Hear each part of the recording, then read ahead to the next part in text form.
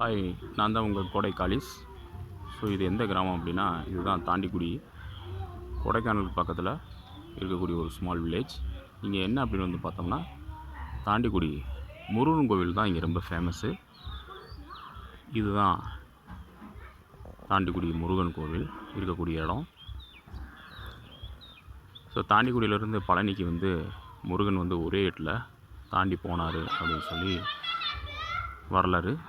அதனால தான் இந்த ஊருக்கு தாண்டிக்குடி அப்படின்னு சொல்லி பேரே வந்துச்சு. ஸோ 4 பக்கமும் மலையால் சூழப்பட்டு இடையில இருக்கக்கூடிய ஊர் தான் வந்து பார்த்தோம்னா தாண்டிக்குடி அப்படின்னு சொல்லக்கூடிய ஒரு ஊர்.